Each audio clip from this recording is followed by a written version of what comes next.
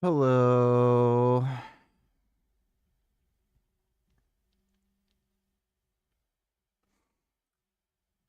I'm joined now by Congressman Ro Khanna. Congressman, thanks for joining me. Happy New Year, Brian. Happy New Year to you too. So we had some new news come out just yesterday, and that is that there are not just 1 million documents in the Epstein files that have yet to be released. We're looking at over 5 million documents at this point. So can I have your reaction to the fact that we've got millions more documents than even previously known? This has become one of the biggest cover-ups in American history. It is one of the biggest scandals. Thanks for the donation, Chris. Appreciate it. In American history. You had the Attorney General Pam Bondi 6 months ago saying, no more documents exist. There's nothing to be seen. And now Massey and my Epstein Transparency Act suddenly has revealed that there are 5 million documents. And these documents contain the names of dozens of men who either covered up the sexual abuse of young girls, visited Epstein's rape island, or participated in sex trafficking or sex assault. It is horrific, and they all need to come out, these documents. Well, to that end, we have news, thanks to the New York Times, and a story about Marjorie Taylor Greene, where she confessed that during a conversation between her and Trump said that the reason that he wasn't supportive of this effort was because he didn't want his friends to get hurt. That was a quote from Marjorie Taylor Greene. So your reaction to the notion that Donald Trump is actually actively engaged in this cover-up because he has friends that he's trying to protect? Look, the biggest people involved in this are people in New York. How do I know? Because the survivors have said that. They haven't told me the specific names, but they've said things like prominent finance person, prominent person at a bank, prominent politician. And it makes sense because Epstein spent a lot of his time in New York. And guess who else spent a lot of his time in New York? Donald Trump. Right. And so they have had overlapping social circles, both in Mar-a-Lago and in New York. And Trump really doesn't hide this. He keeps saying, well, a lot of people. Do you donate $2? Let me see.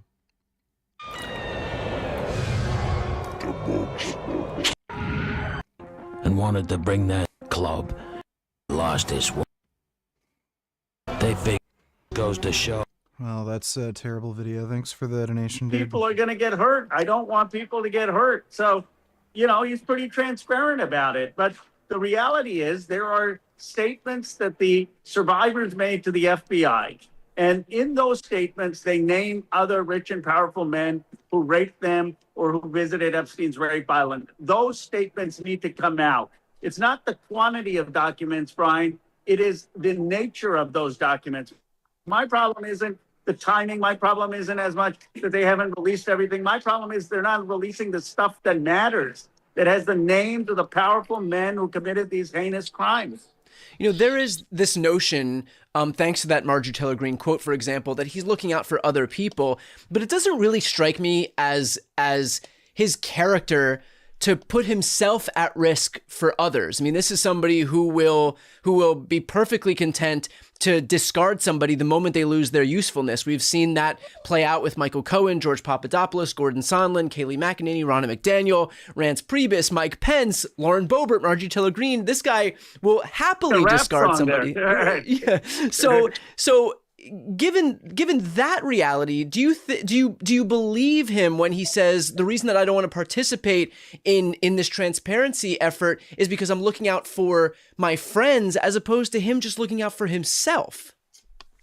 I've long since given up speculating on Donald Trump's motives. What I will say from all my involvement is that a lot of his friends and people who he's associated with are going to be implicated.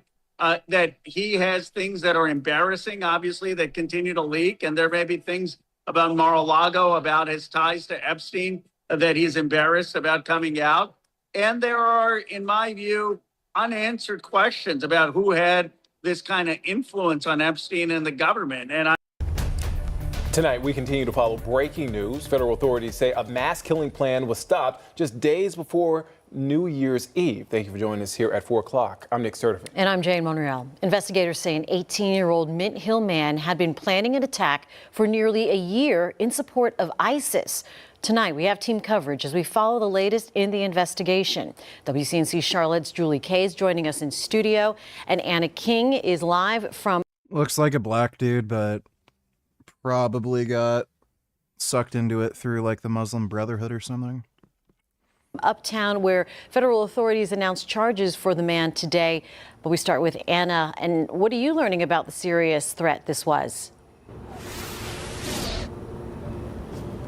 Yeah, federal officials called this a thoroughly thought out plan, and I got an idea of that just reading through this criminal complaint here today. Now, this plan has been in the works for months, if not longer. A federal investigation underway after investigators dismantle a planned New Year's Eve attack. I believe that's everyone's famous last words. It's never going to happen here. It will never, that can't be my neighbor. It can happen anywhere. 18-year-old Christian Sturdivant of Mint Hill is a suspect facing charges in the attempt that investigators say was in support of the terrorist organization. There's no graphic stuff in the 2-minute video, but you should watch cause it's just created very good, trust me. No, it's garbage. I can't stand listening to that guy's voice. It's fucking stupid. Thanks for the donation, D. ISIS. They say in early December, Sturdivant allegedly sent an image of 2 hammers and a knife. Pen the second placer donated $2. Silence, break the silence, come crashing into my world. Words are very... Okay, well, that's video. Thanks for the donation, dude. Making a religious hand sign to who he believed was an ISIS member through social media. In reality, it was an undercover FBI officer. He didn't think he was working alone. This guy was gonna conduct a terror attack with 2 knives and 2 hammers? He contacted 2 different members that he thought were ISIS and working with him, obtaining firearms for him. They happened to be undercover agents. In those conversations, authorities say Sturdivant told the officer he had been planning an attack for about a year. He also mentioned wanting to carry out an attack at a food market in Charlotte. Federal officials say Sturdivant worked at a Burger King in Mint Hill, located within walking distance of a grocery store, both believed to be potential targets. So we were concerned the attack could happen at any time, and I could tell you the FBI had 24/7 surveillance on this subject all hours of the night. As for the motive, the suspect allegedly told the undercover officer he was angry over U.S. military actions in Iraq and Syria, saying Americans would, quote, pay for the airstrikes. Fucking weird. Nicholas Irving on killing gay terrorists in Afghanistan. 80% of them sleep with men.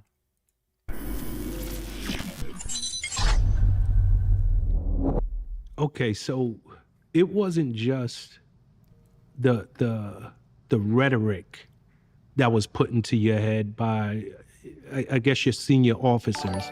You Killing Titan donated $2.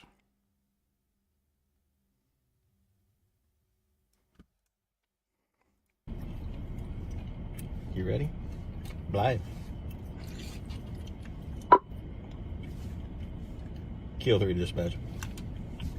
Looks like a really nice dog. Go ahead, Kilo 3. Canine Athos is requesting his signal C. Check. All units stand by for a special broadcast per the authority of the Bartlett Police Department.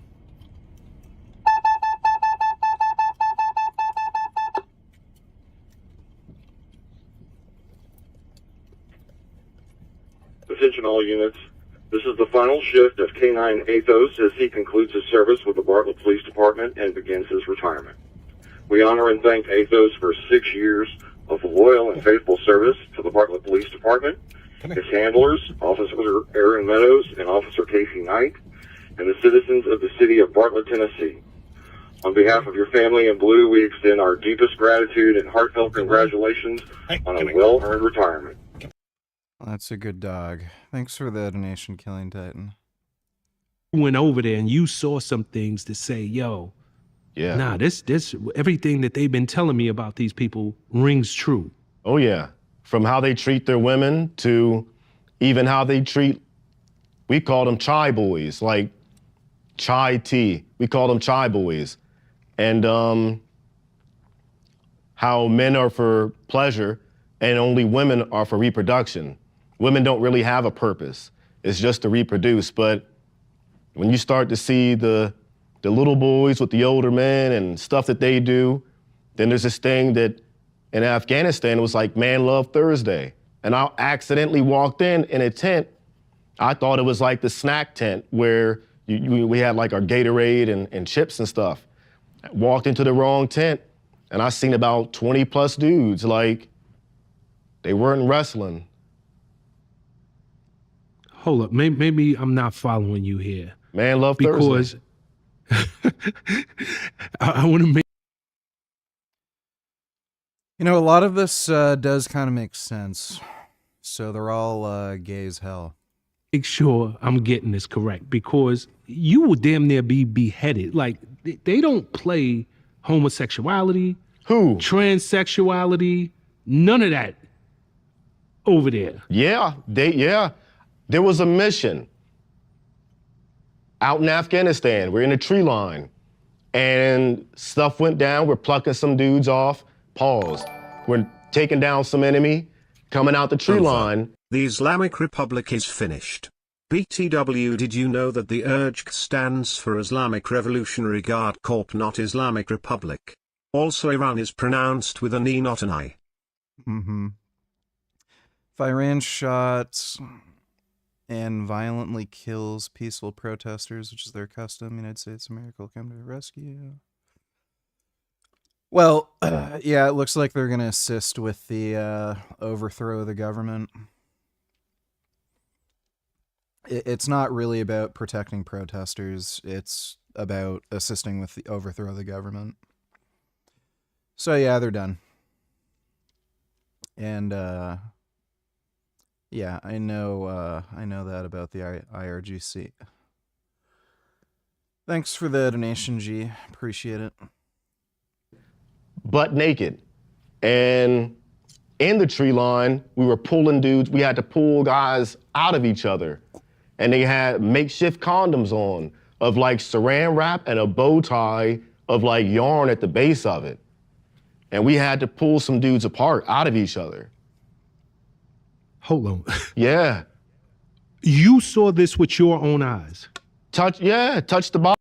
Dude, it must be some like weird double standard shit where it's like, it's not gay, it's just, you know, boys being boys. Bodies. So you're telling me you guys killed them? So what do you have? 33 confirmed kills? On that deployment, yeah. No. What's your total confirmed? I know. You will never know it because you were a machine gunners. Yeah. But what is your confirmed kill? In all of my whole career, I have no idea. Yeah. I killed more people on my first deployment. What's on record? My first deployment, I killed more than 33 people. That was in Iraq. Yeah, my first deployment, easily over 33 people. Okay. So let's just say what's on record when people search you and it's Army sniper, Army Ranger, 33 confirmed kills. Mm-hmm. Let's just say, we know it's more, but let's just say it's 33. Mm-hmm. Are you telling me part of that 33 were men having sex with men, killed in the act, and you physically had to pull this man's body part out of another man? I didn't pull his body. I pulled the body. I didn't go down and just touch his thing. No, it was not the body. Yeah, during that time we were cutting people's fingers off for fingerprint analysis. That was back then, and you had to pull body. We had to pull their bodies off of each other. So my guy, won't say his name, so he could cut the fingers off of him, put him in a plastic bag in his pocket, come back and you take it to a 3-letter agency building and they run some fingerprint analysis, DNA. We've taken jawbones off of target from a suicide bomber for dental records, yeah. Okay, did I hear you correctly? You said they had a condom with a string attached to it? It wasn't even a condom. It was like saran wrap and a bow tie of like burlap yarn or something like that at the base of it, tied tight. Are you kidding me? Yeah, I'm not kidding you. No, 100%. On everything I love. Yeah. Okay, and I don't know if this is war crimes or you can even answer stuff like this, but were y'all, did you take pictures? Oh, we have to, yeah. We took pictures of everything. Not of them doing it, of course, but yeah. We took pictures. So there's a picture somewhere in the ether, somewhere in the universe, yeah, of men stuck inside of men dead. Yeah. Oh, yeah. We thought it on like ISR, the overhead footage of what we're basically allowed to see on target. We'll call it like a drone or a C-130 or whatever, flying up above, and yeah, you get a chance to see an overhead view. And to us at the time, they were over near some weapons cache, and we had tracked them all day until nighttime. And when they were all on each other, it just looked like one big hot spot. I didn't know, no one. Fucking weird. GD2 could you watch this? It's much shorter video of the clips coming out of Iran.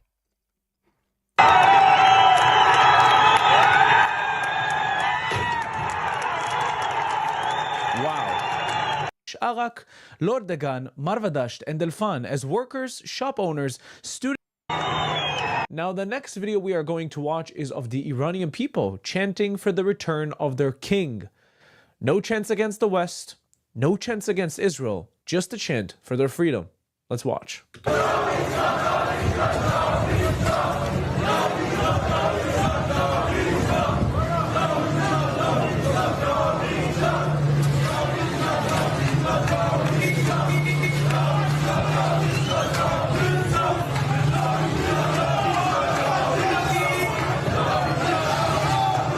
I want you to remember something, okay? If you would have chanted this thing in front of the regime before the outburst, you could have been executed because, well, you're not showing support to the speak Persian. Every time you hear the word Shah, they're chanting for him to come back. I'm against their oppressive regime. Let's watch.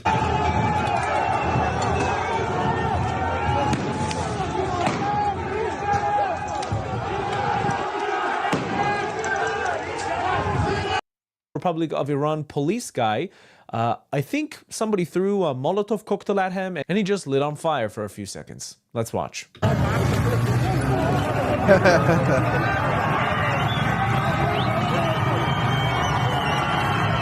Guys, I don't think you understand the bravery it takes to fight off the oppressor.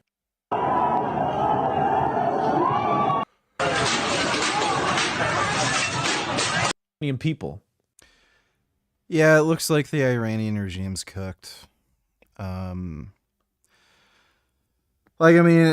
outright said it, that they're basically going to help with the overthrow of the government, so they're just done.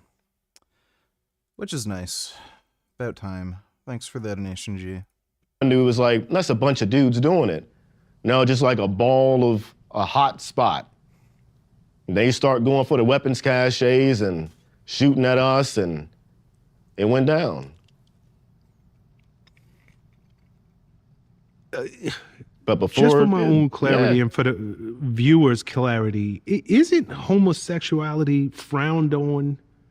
I mean, this is not. Dude, it's so fucking weird too. There's a lot of really pretty good-looking Afghan girls.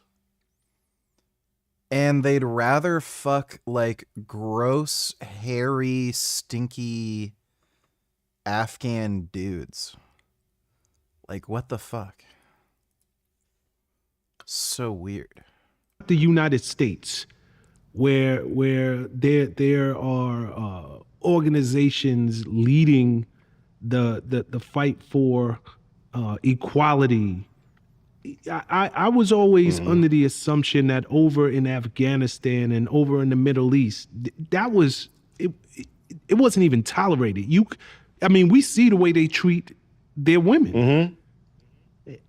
So right now, and forgive me, I'm caught so off guard. It was always my assumption that that type of behavior, men with men, was damn near punishable by death in that region.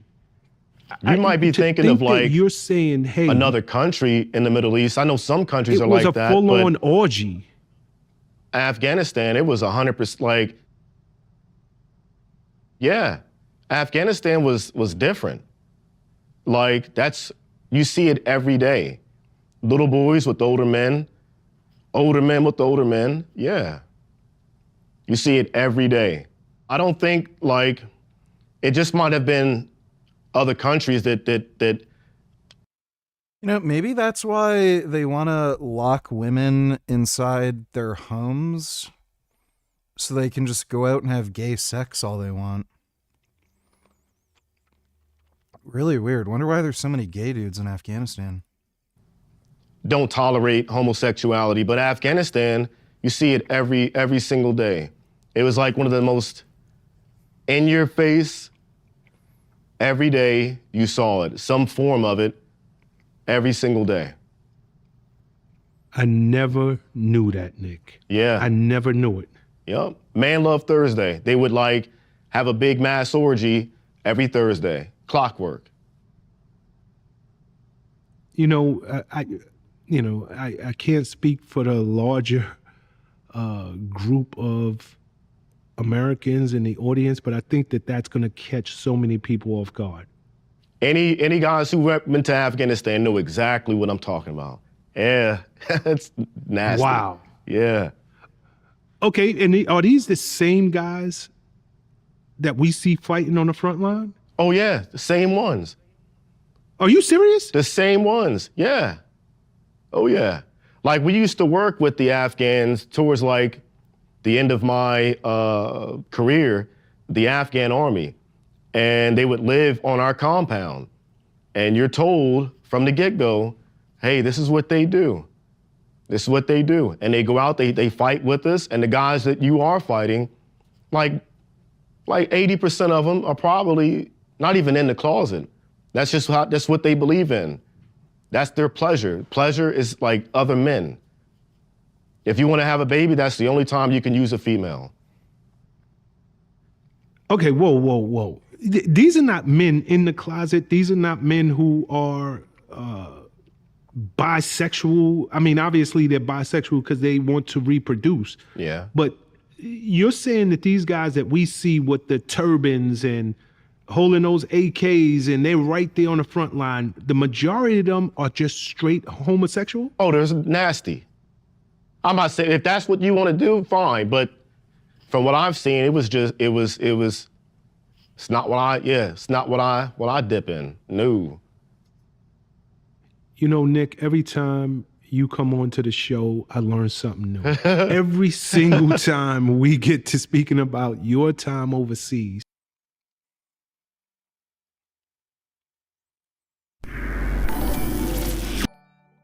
Dodo Donate Tellers, well, hopefully he does it. That would be one good thing.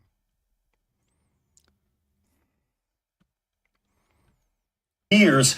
Carriage horses healthy has been a hot topic in New York City for years. And tonight, a new debate over who is examining the animal. As Dave Carlin explains, they're refusing exams, blood work, and trotting tests. NYCLASS stands for New Yorkers for Clean, Livable, and Safe Streets, which held this Tuesday rally outside City Hall to call for a ban. There's no excuse for horse abuse. They're blocking health exams that if any other city licensed business did this, they'd be shut down immediately. You can't be a licensed horse owner in the horse carriage industry and refuse to have standard tests done to determine whether your horses are being treated humanely. New York City Mayor-elect Zoran Mamdani on Tuesday repeated his desire that horse carriages be banned. I support removing horse carriages from Central Park to actually deliver on that. That's one good thing I think I've ever agreed with him on.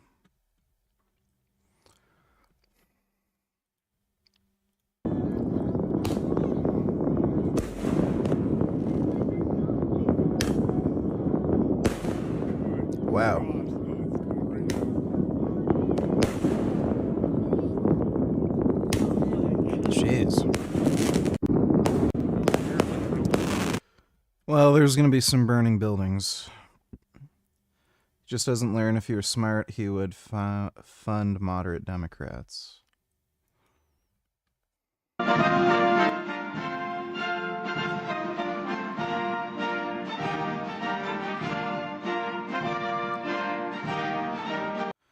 Elon Musk is reportedly going all in, funding Republicans to help President Trump take back full control in November midterms. The reason he is funding the Republican Party, particularly Trump, is due to the corruption within the party. Has nothing to do with his ideological political views with like immigration or whatever the fuck. He wants to take advantage of the corruption in the party. So he's never going to help fund moderate Democrats because he's not going to get what he wants out of it. Yeah, they're probably going to get smoked in the midterms. Thanks for the donation, though, Dodo. Sing. All right. I will sing for you. Thanks for the donation, G. Abracadabra, Abracadabra, hello snack bar. Osama Lama, give me the power. I beg of Barack. WNBA Finals! I'll be right there, honey. Abracadabra, Alu snack bar. Osama Lama, give me the power. I beg of you. I ran really well ever since the Shah fell. We got rid of infidels. Now I run things my way. I have cool clothes and riz. I teach Islam to the kids. Way baseball and skits. Exploding Fridays. Enriched uranium. Gays hung on a crane. Sunburned rice. Everyday young. Where you think you're going, baby? I just got nukes. No, I'm not crazy. I need them for some energy savings. Hijack air flights. Since the 80s. First name Ayatollah. Last name Khamenei. Hey, I just got nukes.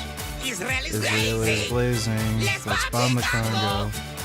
Snatch some babies. We'll munch on Chips Ahoy. With cover ladies. I'm supreme leader. LA Khamenei. Donald just cut off my balls. My regime about to fall. Russia won't take my calls. Hezbollah's nowhere. I'm in a bunker of steel, eating a tin chicken meal. Refusing to make a deal. Will still enrich urine. I'm never folding. Oh shit. Help me, Saudis. Where's all my homies? Can we work out something, baby? Hey, I just got nukes. They think I'm crazy. I need them for some Nintendo gaming. Getting in region fights. Since the 80s. First name Ayatollah. Last name Khamenei. Hey, I don't hate Jews. I think they're great, see. Just not love the Zionist entity. Will take over the world. Detroit to Beijing. I'm supreme leader. Ayatollah Khamenei. Before I came to Iran. Used to sew hats. Had some dope tats. Used to blow old bats. Oh, my 82 wives. Think I should go fax President Trump and say I was wrong, my bad. Hello, Donnie. Yes, hello, Baraka. I needed a pardon my French. Sure, Baraka. What's his name? Ali?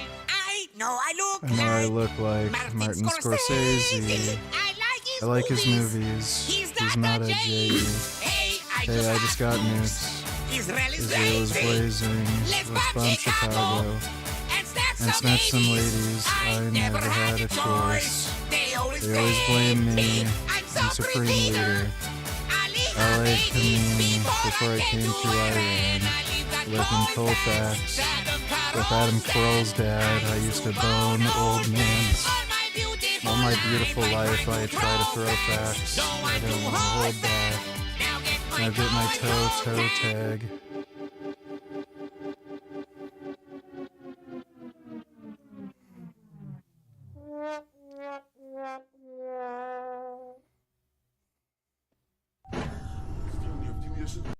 Well, apparently they're gay anyway, so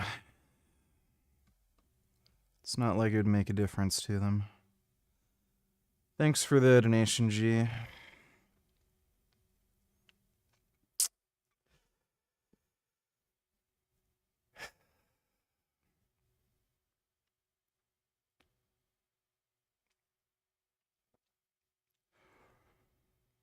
I'm going to put away my rice because I can't finish it. My appetite is pretty much non-existent right now. Ugh.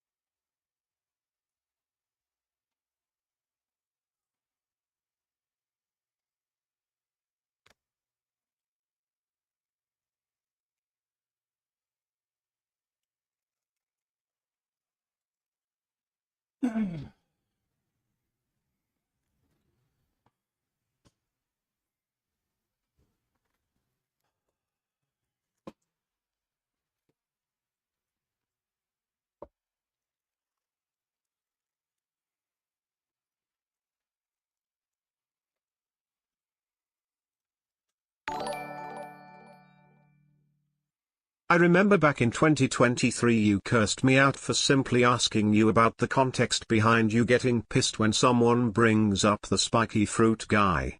That was some hilarious shit. Yeah. But it was. Thanks for the donation, Killing Titan. In any parent that loves their child, how do you even have this type of conversation that, Right. hey, I want you to come with me to not only cause devastation and wreak havoc in the lives of innocent people, but one of us, both of us, there's a high likelihood that we're not leaving this place alive. Mm-hmm. Yeah, how do you even have that conversation with somebody you so-called love? That's the furthest thing from good parenting. It's the furthest thing from love. I don't even understand how religion can get you to this place. I don't know. When I was overseas, like, when I say that, like, it's not uncommon to see a way of thinking that completely like blows your mind of, like, why would you do that? I've seen a son tell his mom to go pick up some AKs because he knew that she was gonna get shot. I've seen that, like, that way of thinking overseas. They're not I don't know what makes them like that. Inbreeding. I don't know if it's like a cultural thing, a religious, but that is like a part of their culture, that religion that they practice. I don't know, but it's not, they go above and beyond the practice of religion, and it becomes like a inverted, perverted practice of it, where they twist certain words and phrases out of a book that, I don't know why somebody would be like that, but they're not this is gonna sound bad, but when I was in the Army, I never saw them as like, I don't believe this now, but I never saw them as intelligent people when I was over there, just because of the way of thinking. Because somebody went outside and took his shit and wiped his ass with his hand and flicked it off. Are you tired? What is Vlad? No, I'm not tired. Just in a bad mood. It's a YouTube channel, apparently. Thanks for the donation, James. Happy New Year's VG. I hope things are well. I hooked up with a MILF for $80 and I told myself I was going to stop and get a GF instead, but it's very slim and these bitches are so retarded with high ego, and another chick wants to marry me, lol WTF, but she's cool.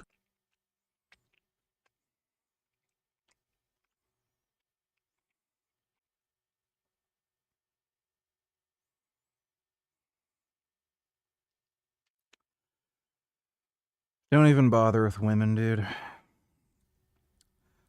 Just play video games and shit. Thanks for the donation, Strong Green. And then went to go like have sex with a four-legged animal. I never really saw him as, yeah, that was back then. Not everybody's like that, but yeah. How common would you say that way of thinking is with our troops that are over there? Oh, wow. I think it's a lot.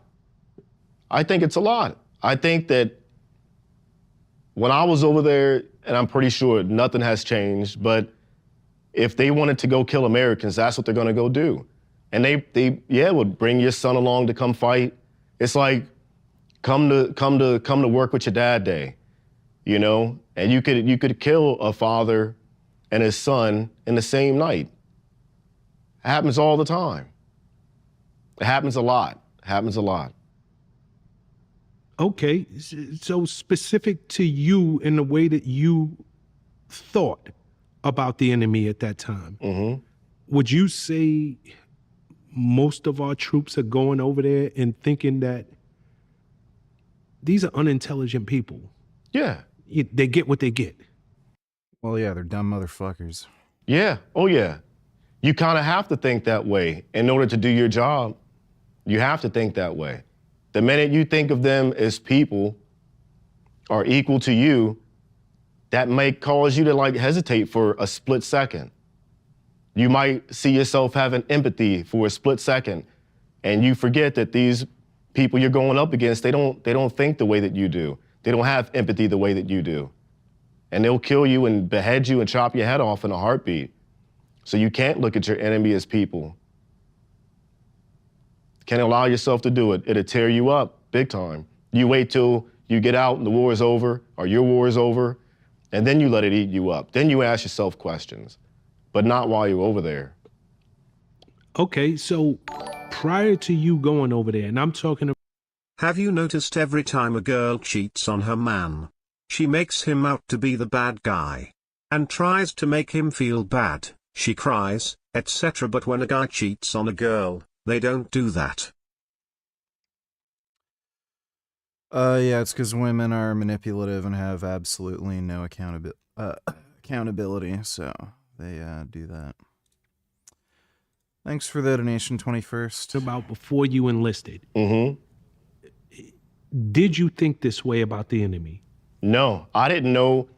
Like, I couldn't find Afghanistan on the map back then before I joined up. I couldn't find it on a map. I knew it was like in the Middle East, but I didn't know like what their culture was about, what they practiced, their religion. I didn't know nothing about that. The news, the Tell My Vision, television, taught me pretty much before joining a lot of what the enemy or so-called enemy was about. And then you get in and then you hear people talk, you have conversations, and you're like, it can't be that bad. Then you go over there and it's like, damn, it's bad.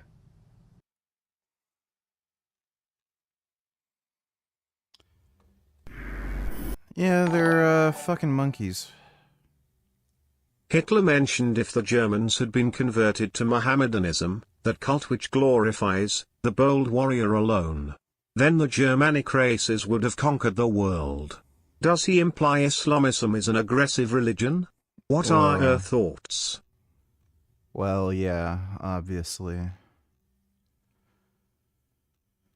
So, yeah, Hitler thought Islam was like aligned with Nazism and would be good for inspiring Nazis to commit more violence. So yeah.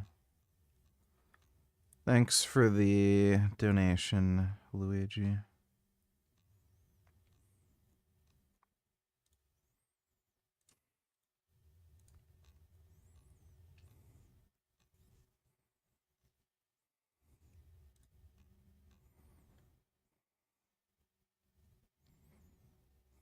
Guys, in this video we're going to be looking at some footage where my friend gets attacked at a migrant hotel near Heston in London. Now, the hoo-ha about migrant hotels in this country is that people are coming here from the third world and taken care of at the British taxpayers' expense. It's a matter of public interest because people are generally not too fond of these people. I'm not saying they're all bad or anything, but a lot of them are escaping things that they probably get lynched for back where they come from. These people are costing the British taxpayer billions every year to be housed, given free iPhones.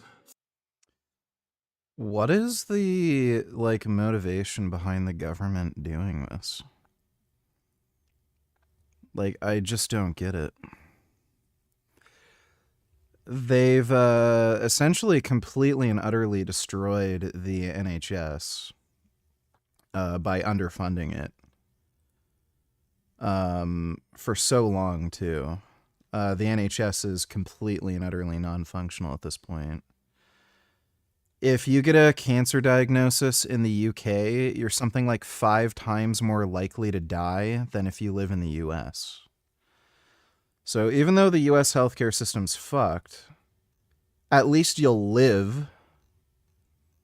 You can talk about, like, you know, risk of medical bankruptcy and shit like that, but you're alive. So rather than putting that money into like the NHS, hey, let's just throw away money to fucking like literal baboons that we're allowing to travel here who are completely unproductive criminals. 3 meals a day and a nice warm bed, while a lot of Brits are actually sleeping rough on the streets and struggling to make ends meet. A lot of people don't like having the camera put in their face, but these people feel they're entitled to tell you to stop filming in your own country. AB isn't originally from here, but I consider him to be a British citizen, and he's got the right to film just like anyone else does. It's a matter of public interest, and these people are walking towards the camera and arguing and choosing to be on camera on purpose. As he's doing his job, which is to record and show people on the internet exactly what's going on in reality, as opposed to what the mainstream media will tell you, he gets attacked violently and ends up having to defend himself. So let's get into it. No, it's okay. Hello, excuse me. How can I help you? You can't. Thank you. Hello. Hi. Hello, brother. How are you? Hi, good. You good? Yeah. Can you please stop here? Why? This is a private property. Private property. Oh, yeah, it's okay. It's okay. The first thing to mention here is that this hotel, housing a lot of illegal immigrants, is protected by security guards that are not from the UK either. So these people are on our land telling us what we can and can't do with no knowledge of what the UK law actually says. Can you just wait for me here? Why? Wait over here. No, it's okay. I'll come back in a minute. No, please. What's it? Oh. Hello, brother. You alright? Where can I get a coffee like this? I can't understand. Which language do you speak? Arabic. Arabic? من أين Serious. القهوة?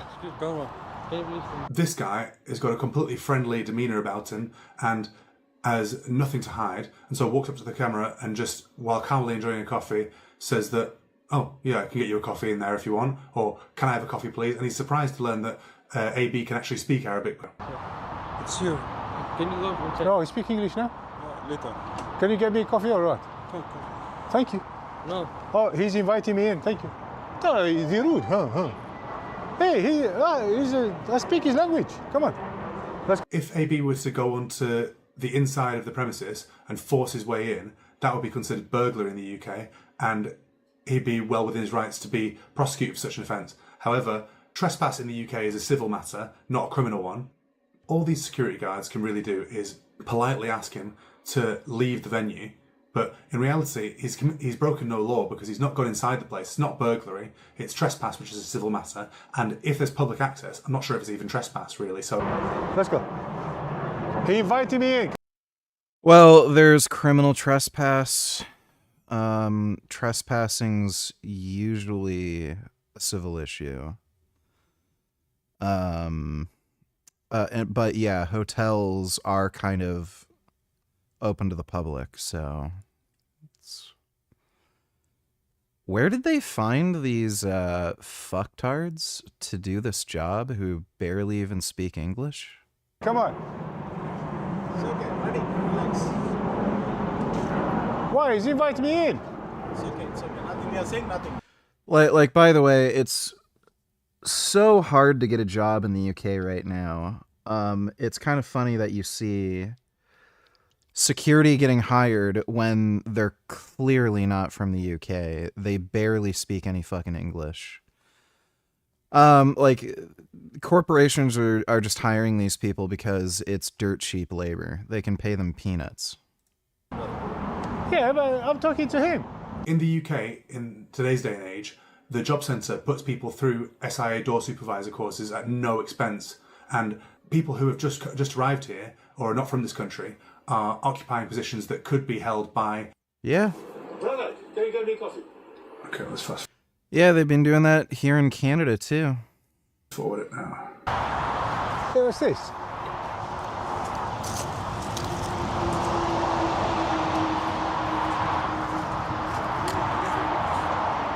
There are now 6 security guards accompanying one guy with a camera walking around a hotel. What an absolute clown show. This guy poses no risk. All that's necessary is for one person to walk around and prevent him from getting inside the building. 1 or 2 people, maximum. That's it. I think the message is out there. Yeah. Quick, hide your face, grab the camera. Cameraman.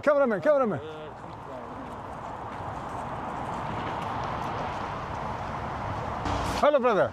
How are you? Fine, you? Good. Hey, do you know what the coaches are for? So, if you're fleeing a war and you've got a family, presumably you have at least a mother or maybe a sister, why would you leave your most vulnerable in the most dangerous situations while the most capable of defending themselves leave to come and have a nice life in Britain? Make it make sense. You can't. Someone point to me one video where you ever see women or children enjoying a coffee outside a hotel. Yeah, you don't. They're unproductive criminals who come here because they get free money. Like, that's all it is. Dodo donated $2. Haha, let me see. The protests that are taking place, the latest round of protests, they seem to be pretty intense and pretty persistent, up to and including this latest tweet from post from the US president. What do you say is going on there? What do you say those protests are about? Well, there are 2 issues here. One is that because of the U.S. sanctions and European sanctions, basically because of Iran's policy against Israel, Dude, this guy's going to be out of a job real fucking quick. It'll be funny if this guy happens to survive this. It wouldn't be, like, I wouldn't be surprised if some Iranians just kill this fucker. Because he's a, like, pro-regime propagandist. But if he survives this shit, I wonder what he's going to have to say. What is Iran's policy against Israel? Yes, because what is the whole sanction, Iran's position? Against Israel, yeah. Yeah, Iran says that Israel is an apartheid state. It is not morally legitimate, and the Palestinians have the right to return, just like apartheid South Africa. That it shouldn't and exist. Back then, that it shouldn't exist? It's not. Is that no, what you mean? as an apartheid entity, no. But no, apartheid should not exist anyway. Look, when your government was I'm just trying to get a sense from, because you're close to the Iranian regime, I want to get a sense of whether... What does that mean exactly? I'm close to the Iranian regime? Is that how you introduce academics from your own country? No. In the way that I know that I'm close in terms of having easy access to and contact with and conversations with members of the cabinet. That's what I meant. I didn't mean... Would you call them the regime? Well, Would you say it like the... Do you want to go into that? Yeah, sure. Well, what's the question? Well, have there been regular democratic elections that... No, you were talking about Israel. Oh, okay, we'll go back Iran's to that. position on Israel... Yeah, I'm just trying to get a sense of whether Iran's position on Israel is identical to its position on apartheid South Africa. When Your government was supporting the supremacist regime in South Africa. The Iranians were supporting the ANC and Nelson Mandela. Yeah. The same logic applies to Palestine. Right. So it's not the existence of Israel, it's the nature of this Israeli state. Is that what you're saying? Yeah, that is a complete lie. Iran's trying to destroy Israel completely and utterly. Yes, exactly. They're religiously motivated to do it. The state could be called, the state could be called Palestine, it could be called Israel, it could be called Walt Disney, but as an apartheid state for Iran, this is not acceptable. And isn't Iran something of an apartheid state, particularly if you're a woman? Have you ever been to Iran? No, but there's lots of countries I haven't been to that I know about, hear about, read about. It's not an apartheid state. No, it's not an apartheid. Women are dragged off the street for not wearing the veil? No, that's not true at all. It is true. Well, you can say it's true, but that doesn't make it a fact. I think most people listening know that it is true. I live in Iran. Many journalists come to Iran. Journalists that you can invite, Jewish journalists, Max Blumenthal. Haven't they like literally abducted journalists in Iran and they've never been heard of again? From the Gray Zone, invite him on your show. And he's been to Iran just recently for a couple of weeks. He went to different cities on his own with his wife, who's also a journalist. Ask him if any women have been dragged off the streets anywhere that he's been to. So you're denying that the Iranian government forces women to wear the veil, the hijab? Well, the veil is one thing. I know it is. That's why I corrected myself. And those that don't want to, the headscarf. The headscarf. And those that don't want to cover their hair, it's trouble for them, isn't it? No, nothing happens to them. No, nothing happens to them. And some of my students on campus, in classrooms on campus, they don't wear headscarves. So I think your understanding. But is your? I'm just trying to get a sense. Is your assertion that in Iran, in the last decade, and even more recently than that, not a single woman, particularly a protesting young woman, has been detained and in one case died in custody with wounds from beating because she had her hair short? You don't believe that happened? No. Mahsa Amini had no wounds. There is no footage. There is footage of her, and in the footage there is nothing that shows that she was beaten. She had a precondition. Yes, she just died, as one does in police custody. And yes, she was taken in, but she was not beaten for her dress. There is a law in Iran about a dress code, because whether you like it or not, they believe that the way in which the West promotes women is sexualization, commodification, objectification. So they'll have their own cultural boundaries, whether you agree with it or not. Well, you've said to me. Isn't that in and of itself objectification? Like it's so weird. Whether you agree with it or not, it doesn't. That's one thing. But women being dragged off the streets in Tehran, I've never seen that happen myself. No, but this is like when they keep saying happened, gays in Iran are executed. Like this is just so bizarre. Oh, she had no wounds on her. Okay, well, I guess every case of shaken baby syndrome. There's no wounds. I mean, the person who shook the baby couldn't have done anything, right? I've never seen a gay person in Iran executed. But this is that doesn't mean it's never myth happened, does it? No. Just because you haven't seen a woman being dragged off the streets doesn't mean it hasn't happened. No, I'm not saying it's never happened. And you are wrong to say, London, if I can just say, you are wrong to say that Mahsa Amini had no injuries. So that's funny. He's backpedaling now. She had physical injuries, including a skull fracture and brain edema. No, she didn't. No. Well, an independent medical analysis and a UN fact-finding mission determined that she did. There was no UN fact-finding mission in Iran. Where are you getting this information? What was the name of the UN fact-finding mission team? The name of the person who did this? I don't have that in front of me, but I can find it for you. But you can say that about any statement that I make. No, but the thing is that you do it get back this. To you. No, because you can't. Because the point is that you have to give me names. This guy's a fucktard. W. Tillers, what are your thoughts on this advice? If there's one thing you can do going forward from today that will completely change your entire reality, it's this. Change your mindset to that of everything that happens to you is good, no matter what it is. I don't care if you get a flat tire. I don't care if your toe jammed against a door. Everything that happens to you is for a better purpose, for a greater reason that is leading to the betterment of you. Now, that's not even just being willy-nilly positive. I'll tell you why. Instead, if you're sitting there going, the opposite of that is, darn, this thing happened to me and it's horrible and it sucks. Well, that's not very empowering. And it's also not even true. If we know anything about quantum...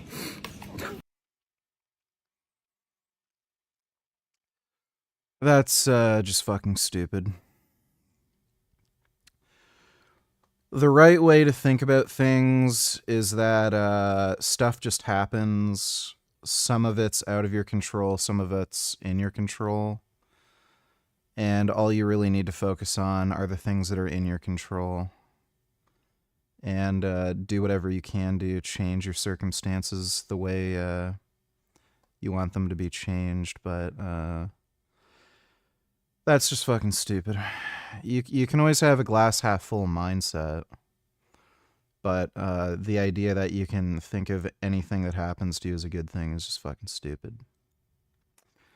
Thanks for the donation, W.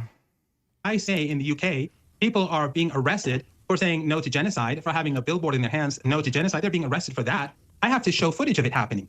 And I have to show the law saying that this is how it's done. And when you tell me that this, if you tell me, has a woman ever been dragged away? I'll say yes. If you say that have people been beaten on the streets by the police, I'd say yes. In protests and riots, it happens.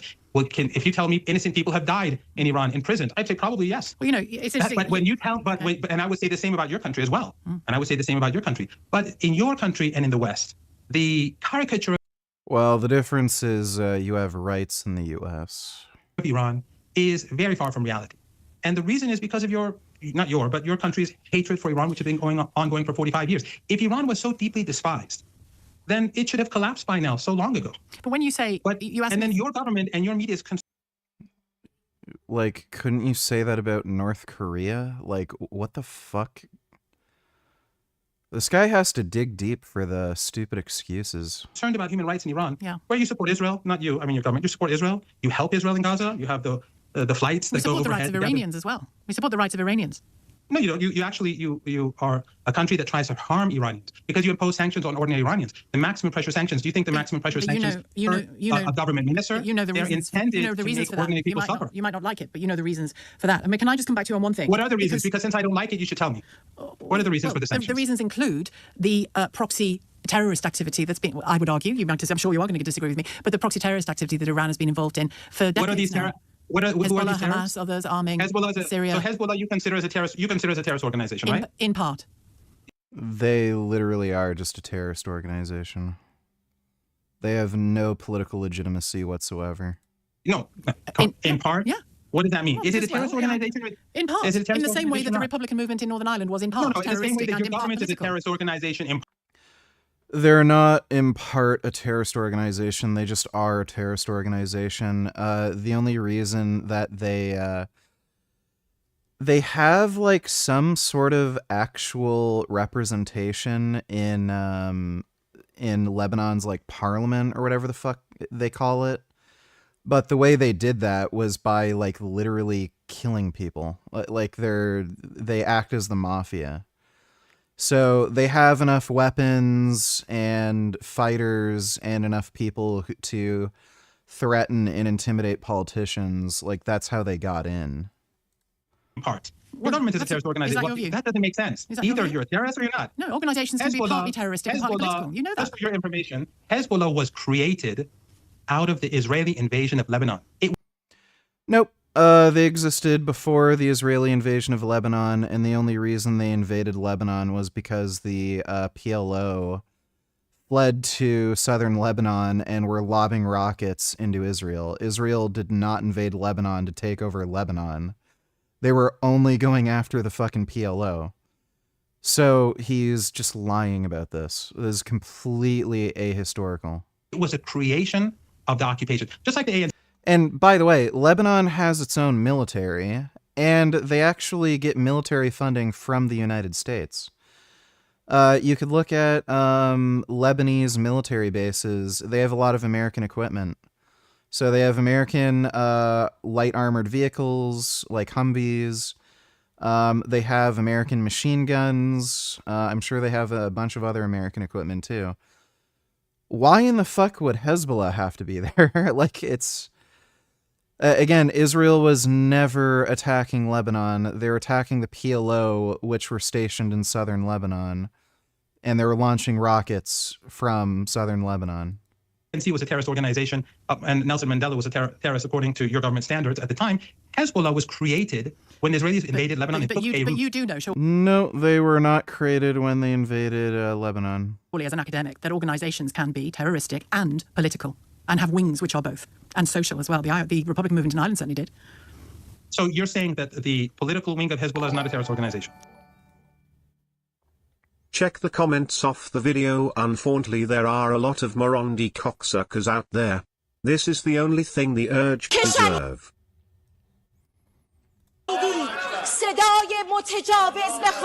Yeah, I've seen that clip.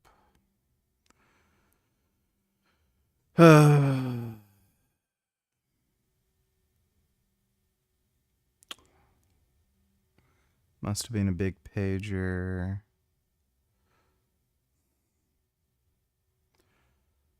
There's not really any comments that are interesting. Thanks for the donation, G. Freeze and tellers think this looks Maxer is a retard. Yeah, he is. I've seen his videos before. And everybody around you thinks you're just like no one cares about what you have to say. It's not that You can be a good-looking weirdo. you're saying it wrong. It's not that you're bringing it up the wrong way usually. It's probably because you're not physically appealing, and therefore people are just disregarding what you say off the bat. No matter how you said it. You could have said it the most neurotypical, savvy, charismatic way.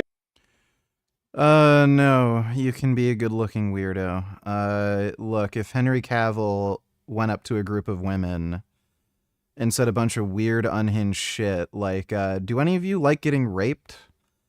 That will not be taken well. Looks can only get you so far.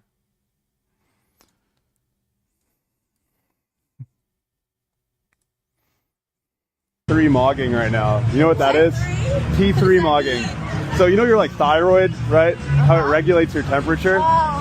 So I have like a mogger thyroid. So like mine is like more able to regulate my body temperature in colder weather because of my Scandinavian descent. So I'm like T3 mogging motherfuckers. You know what I mean? But what do you think? Do you think you have a mogger T3 or what? No, I don't. I still don't really understand what I mean. You look like Eastern European though. I feel like you kind of have one. Like I don't know.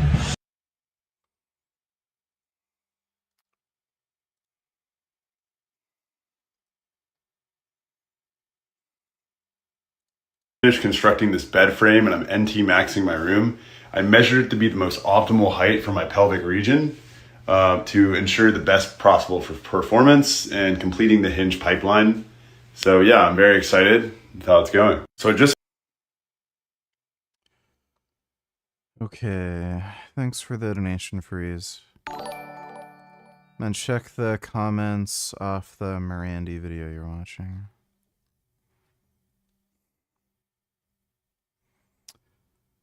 Listening to her talk is like watching someone balancing on thin ice. It's exhausting. Who put her up to this interview with a legendary interviewer? Looked up in the UK for holding cardboard signs. She's just doing her job to pay a mortgage. It's probably just bots. Thanks for the donation, G. It has connections to a terrorist organisation, yeah, but it operates on different levels. So it's not a terrorist organization? In part, it is. Look, I know you don't want to answer the question. From our perspective, Hezbollah is a national liberation organization that has... What's funny is this guy will call, like, Israel a terrorist organization. recovered the South Lebanon and saved Lebanon from Israeli occupation and colonization. And Hezbollah's sin is that it supports the Palestinian people. Hezbollah has been resisting the Israeli regime and it opposes the regime and the ethnic cleansing and the genocide. Your government, your media supports the genocide. That is not even remotely true. So Lebanon, including Hezbollah, has not accepted any Palestinian refugees. On top of that, Hezbollah started bombing Israel literally the day after the October 7th attack. That was before Israel launched any form of counteroffensive against Hamas. So if they oppose the genocide, and that's the only reason they're attacking, well, why did they attack before the supposed genocide? Like, everything he says is just a lie. Trash content, don't I tell you some absolute trash for you to watch.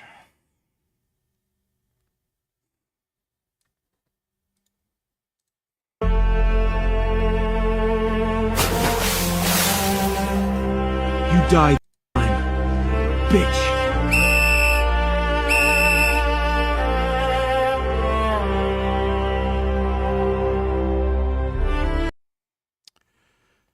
Yeah, I would have. This. I would have thrown her off. $10 million cash.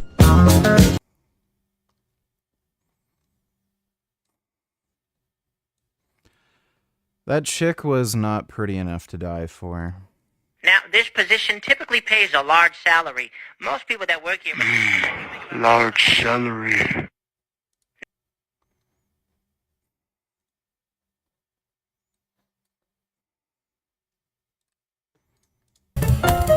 Now where could my pipe be?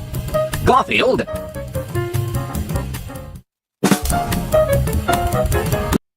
Location of smoke apparatus. Feline! Red tube. Cat!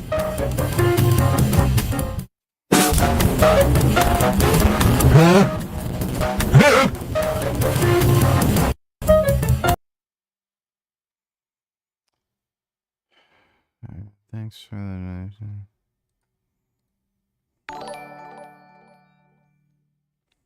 What worries me the most is the effects bad immigration/Islam has on Europe. It enables far-right parties to rise.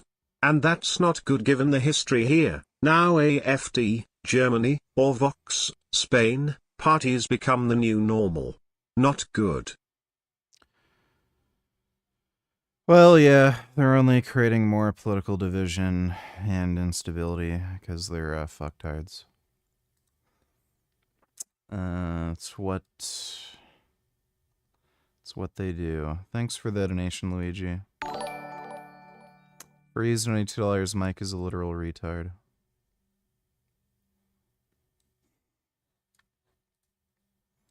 Potentially less attractive than average, but you think you're very, very, very attractive. What you're going to have are a series, endless series of discordant experiences where you expect things to go a certain way for you, but they don't. Like you have a friend and her name is Lily. She's super cool. You're kind of crushing a little bit. You ask her out and she gives you that roll around shit.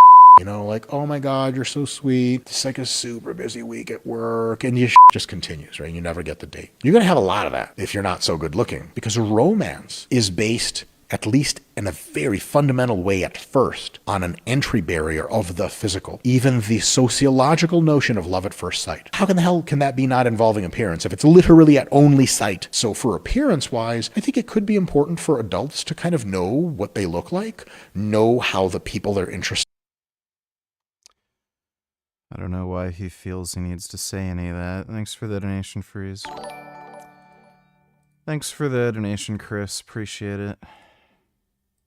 Aside. You like Israel. You like what they do, and you consider them to be in your camp.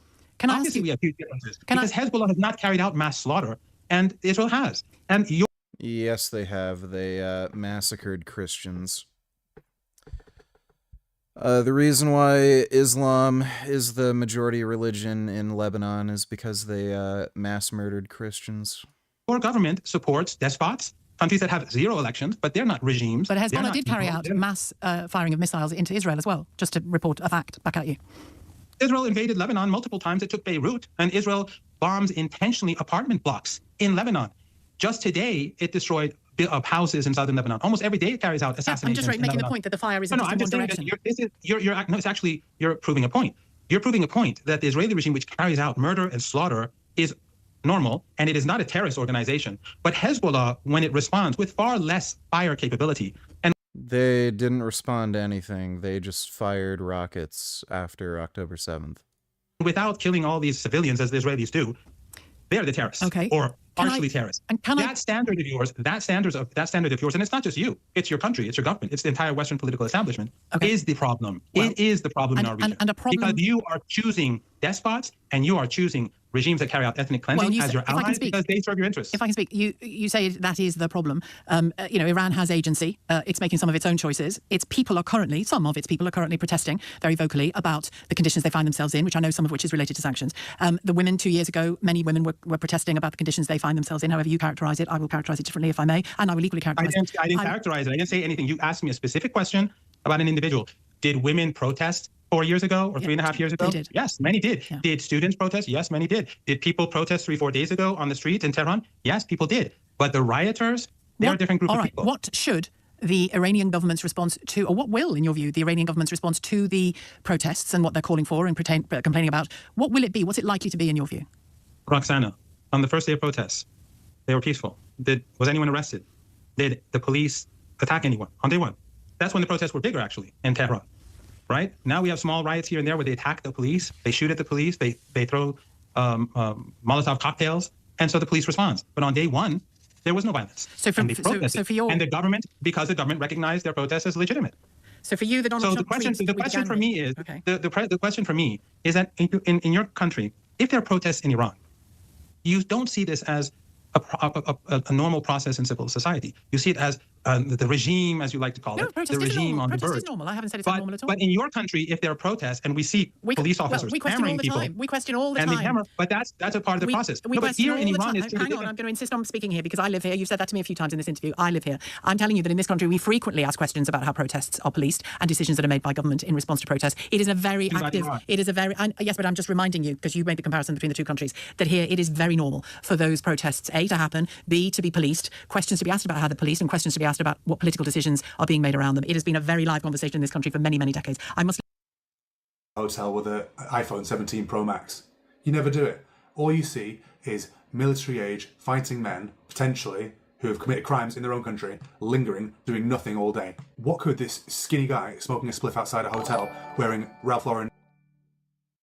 Do impression of Alex O'Connor buying diapers at Walmart due to shitting his pants from a vegan diet, and he tries to convince the cashier that a god wouldn't make humans vegan cause it makes him shit his pants. I am Alex O'Connor. I am at Walmart buying adult diapers because the vegan diet made me shit my pants. Hello, cashier. I want you to know that if God existed, I wouldn't be shitting my pants because of the vegan diet. Therefore, God does not exist, as I am currently shitting my pants. There's my impression of Alex O'Connor shitting his pants at Walmart. Thanks for the donation, Gaines Vegan. Design a brand name gear, possibly contribute to this country. He doesn't even speak English, and the odds of him getting a job down at Tesco or Costa are slim to none. I said nobody wants to talk. Everybody's like... Some of these people, I'm sure, are coming here for genuine reasons and would have a terrible time of it back in their own country. But do we have a responsibility to the entire Earth's population? What should be the limit? You know, even if they were all the best of intentioned, well-meaning people, how can... To answer this stupid idiot's question about riots. The difference is that in the West we gave democracy where you can easily take out leaders you don't like it. You don't need riots. Iranians need to riot cause they have no other choice. Yeah. It's the only way they can get new leaders. I hate that guy. It'll be funny once the regime collapses. Wonder if he's gonna say shit.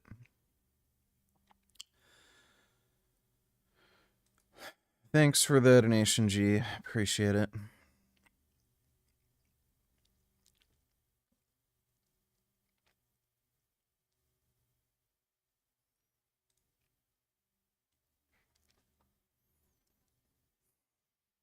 Can we be expected as the British taxpayer to have responsibility for everybody on Earth? You take the picture. Me? Yeah. What picture? Me, my picture. Oh, shit. Are you famous? No. Okay. So what's the problem? No problem, but I face the cover my face. Look, you also take the picture, my picture. Who? You. Okay. You don't see people stood in front of a multi-directional CCTV camera on the street saying, "Don't film me, don't film me," or rather, "Why are you filming? Hey, stop it now! No camera, no camera." Okay. Why? What's the problem? Nothing, no problem. You see, in England we can take pictures. No, it's not my. If I guess they take a picture, it's okay. Yes. Or me? Yeah, it's not my responsibility. So you want to take my picture? No. These people, when challenged, all of a sudden become legal scholars and start telling you what the law is in your own country and how they require permission for you to start filming them when they decided to walk up to you and start talking to you in the first place. You why might take a picture? Sengoku Donatillers, would you say it'd be valid to say weightlifting is the best form of exercise?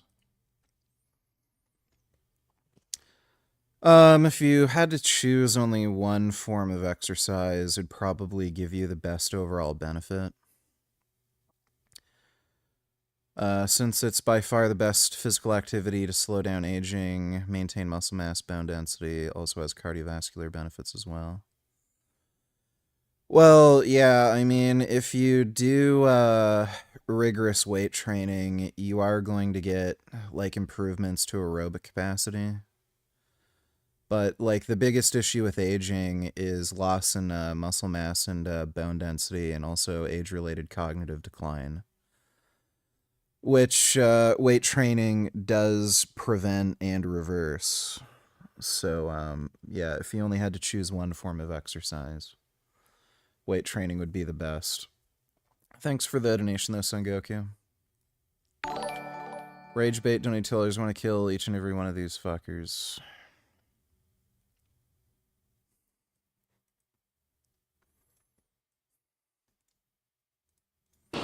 I understand. Fraud is bad. Whoa, whoa. Here I come. Oh, here I come.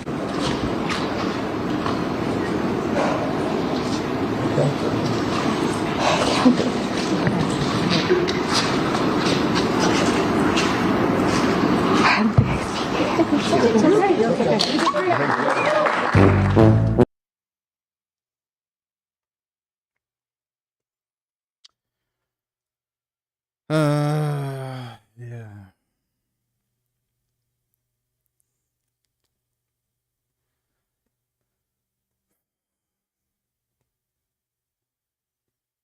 Thanks for the donation, Rage Bait.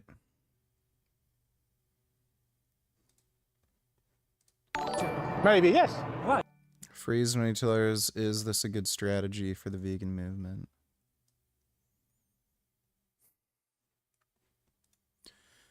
I'm gonna say no, because it's a woman saying things. Vegans and imperfect vegetarians. Let me explain. I know I might receive some hate for this, or not everybody will agree, but I feel like now that we're getting close to the end of the year, this has to be said. I think the big problem right now is many people feel very uninspired by the current vegan movement. It's so focused on being perfect, and I feel like that is driving so many people away. This whole Heard this bullshit before, it's stupid. Thanks for the donation, Freeze.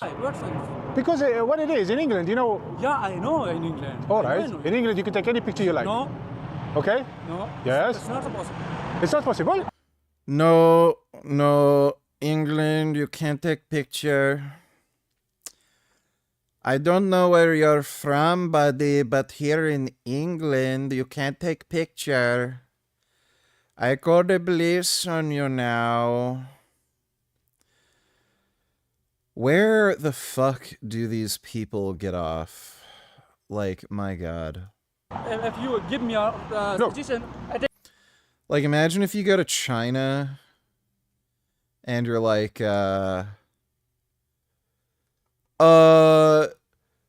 do you even fucking know the law?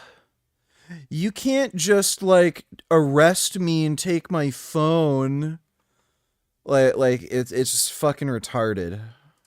Take the picture. Look, you can go like this and take picture. That's It's it. not my suggestion. What do you mean? It's not my suggestion. You can't take pictures? No. Why? It's my personal life. Why you are including my personal life?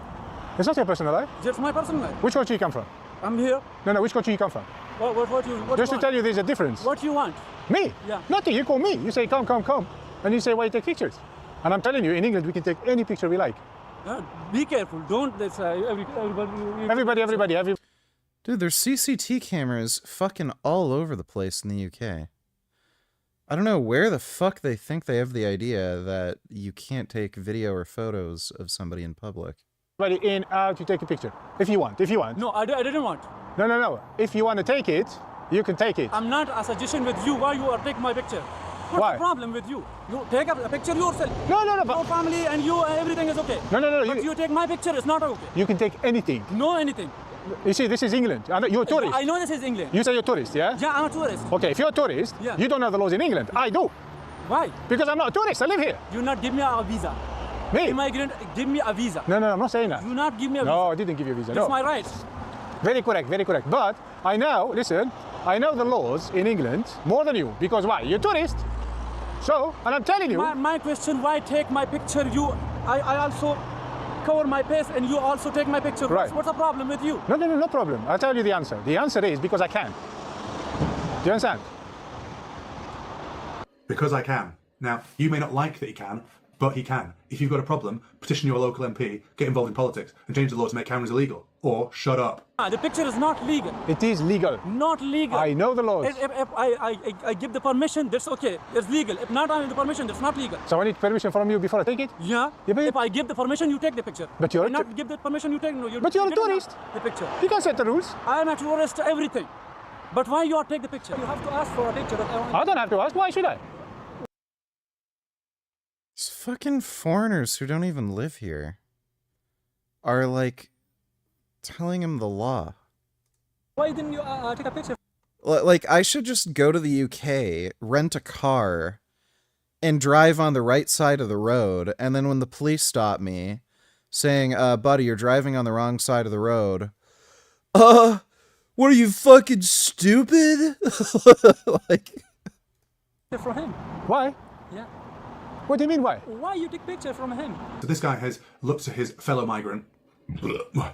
Fuck hell. This guy has looked to his fellow migrant and thought, I need moral support here. I can't argue my position, so I'm going to get someone else to come along. And unfortunately for him, this guy doesn't give a shit. So he said, hey guys, let's just fucking call it a day. Let's enjoy my pizza and move along. Which is the right response, really, because what does someone filming you actually do? If you've got something to hide, then run away or cover your face like other people do. Or, better yet, just don't be in this country in the fucking first place. Yeah, go to an inside. There are a lot of refugees, a lot of asylum seekers. Take a picture. Who? You. No, I want a picture of tourist. Go to inside. I want tourist picture. You're not a tourist. You are a terrorist, not a tourist. This guy, like, literally doesn't have enough understanding of the English language to even follow the conversation. And then he's, like, fucking talking about the law. Oh my god, dude. Can I take selfie with you? No, sorry. What do you mean I'm a terrorist? You're a terrorist. Why? So upon realising that nothing can actually come of the situation, he doesn't want to become physical, the guy eventually chooses to make the right decision and walks off, which he could have done from the very beginning. Yes. What's the problem? No problem. You open camera, why? No problem, no problem. Just close camera. Why? No problem. If someone walks up to you with their hands behind the back, looking like they're concealing something, face covered, and walking swiftly into range, you've got every right to destroy them because you feel your life is in danger. And it is in danger, as we'll see. No, man. Stay back. Huh? Stay back. What? What? Luckily, it was just a slap, and we have no idea how badly he was got, but it could have been absolutely anything. He should have hit him first at this point. No questions asked. If you don't strike first in the situation, it could be the last thing you ever do. Stay back, you fucking...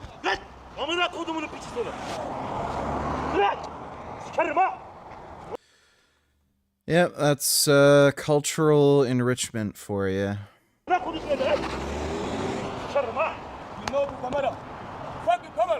I'm gonna get you arrested, man. Fuck your camera. The average... I'm pretty sure the guy filming ended up getting arrested, which is hilarious, even though he has video footage of them attacking him.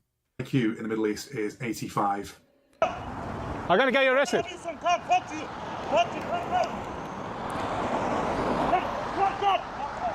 So he's got something in his hand here, and even his friend, who's a co-belligerent, is trying to calm the situation down because he knows he doesn't want to see the consequences and doesn't want to get his mate in trouble.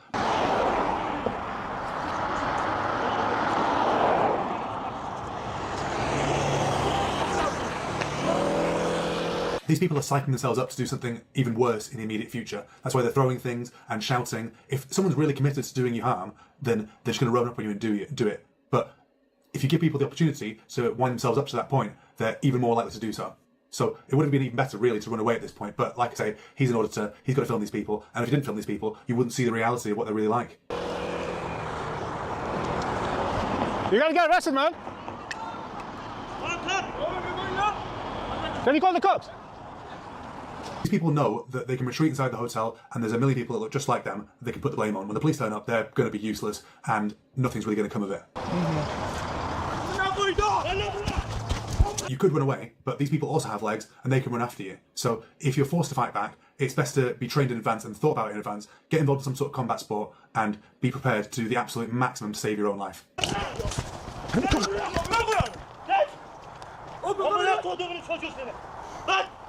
When you're in these type of fight or flight situations, you could run off down the road, but you don't think logically. So at this point, he's actually backed himself into a corner here to a point where it's really hard to escape from because you're locked into someone's garden.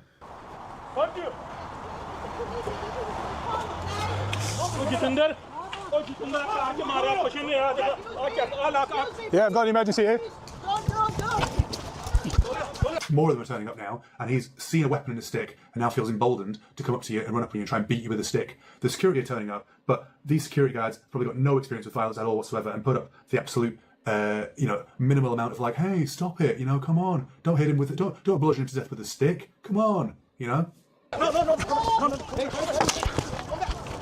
Oh, retard alert. Congratulations, you're banned. Hello? Please. These security guards are doing a bit to try and prevent something from getting even worse, but lots of these people are old guys from India. Are they going to deal with a rugby team at your nightclub? I don't think so. Do they know how to really diffuse the situation? Are they part of the culture? No. They turn up with a badge and get paid £13 an hour and go home. Do they really care whether you live or die or not? No. So learn how to defend yourself because they're not going to save you. No one's going to save you. And when the police turn up, they'll record that you've been badly injured and the guy likely will get away scot-free. Please. Give me that. So he's filming with a body cam here that's been flipped and is now facing his stomach, so I can't really see what's happened. But AB bravely deals with this assailant by disarming him. Somehow he ends up with a stick himself, and the guy retreats. He should have at this point just wait for the police to turn up, but he, being the brave officer that he is, decides to go and film these people even further. And you know what? They deserve to be exposed for the type of people that they are, because this is who we're inviting into the country. We're not inviting peaceful people that are looking to escape a war zone. We're dealing with aggressive young men that feel entitled and feel emboldened because they know that nothing's going to happen to them if they commit a crime. When someone does try to hit you with a ranged weapon, the best thing you can actually do is come closer to them, because the distance part of the weapon is over here. Whereas if you put yourself in this sort of range, then the stick will go around you, and so you can get to a grappling type confrontation and try and disarm the person. So props to him for that. It's great. Come on now. Come on. Come on now. Come on. Come on now. This security guard is actually doing his job by staying near the person that's actually in danger, and he's on the phone to the police, which tells the people, hey, you better get out of here before the police turn up. And instead of trying to broadly put your hands out and say stop, he's staying near the person who's likely to be attacked. So this security guard's quite brave, and I rate him for it. No. I'm on the phone. So you can see here that AB's now got the stick off him, and now that he has the weapon, these people don't feel as brave. So they backed off a bit. Nah, I'm peaceful, man. I'm peaceful. It's not me. It's not me.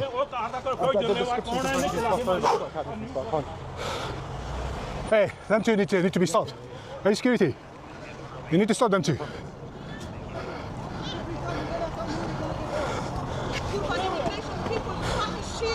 But he throws the stick on the ground. This is a terrible idea, right? If you've got the weapon off them, keep hold of it. It always pisses me off when you see in action movies that the guy shoots a bunch of people, runs out of ammunition, and doesn't think to pick up the bad guy's weapon. If you're taking the stick off someone, you keep it, and you keep them at arm's length, or stick's length, rather. Hey, you my witness, yeah? You need to detain them two. You need to detain them two, guys.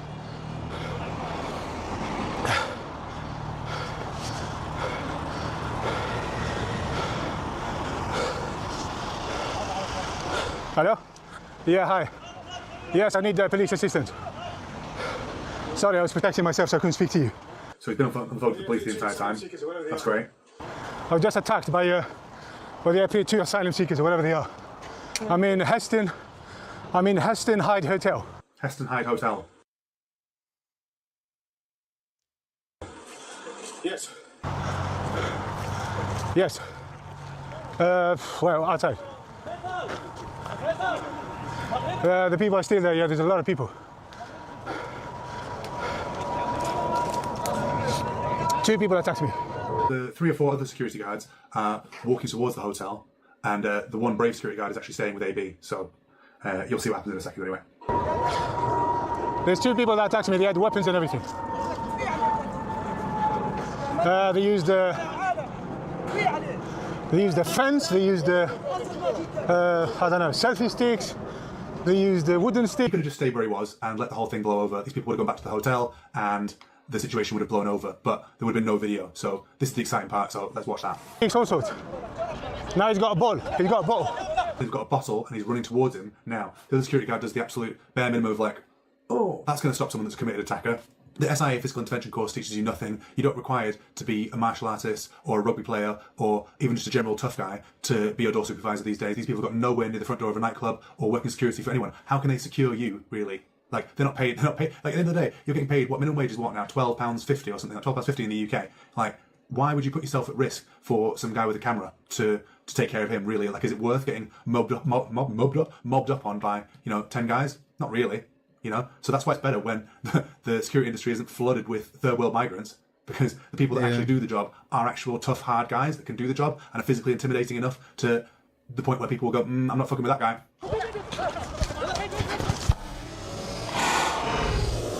9 minutes, 21 minutes, 25, you can see the guy's flip-flop coming off as he tries to kick him. A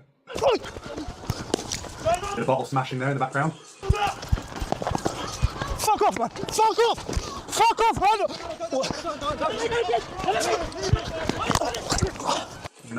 Nice. So these people sprinting towards you, determined to do you damage. And if he'd done this at the very start, when the guy walked up with him with hands behind his back and done something, this would have told them in advance, hey, this guy's not one to be messed with. But it's like when you're in maths class. If an object slams into another object, you've got the force of that object meeting a solid object. However, if two objects are coming towards each other, then the force is magnified. So if you put your hand out and the other person runs into it, they're getting like their weight plus your weight directly to their jaw. This guy suffered a broken jaw because this guy ran into the AB's punch.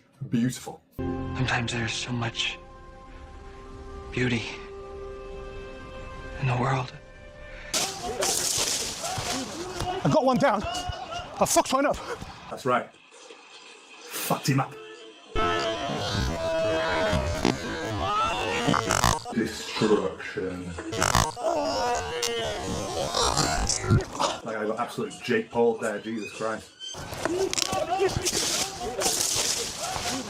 I got one down. You can see there that the police have turned up after everything's happened. The police cannot save you and will not save you. Even if they wanted to, which they don't, but they can't. Yeah. That is why you employ private security to come with you, because you need your own police. I am the law. Just go stand with the police officer. For your safety, stay with the police officers. Am I okay? For your safety, just stay here. What's going on? For your safety, just stay here. What's going on? Get out your way. Sorry. Can't speak. What's going on? What's going on is I got attacked. You got attacked? Yeah. By who? By a lot of people, man. By everyone in here? Yeah. Do you work here? No way. Fuck's sake. Yeah, I just recorded you. Okay. Officer, can you just check me? I'm alright. Oh, you got injuries? So currently, most police officers, when they join, end up serving about 2 years, then quitting. Son Goku, to Nutilers, would you say manga art and panels look better digitally or in physical copies? Don't think it really matters.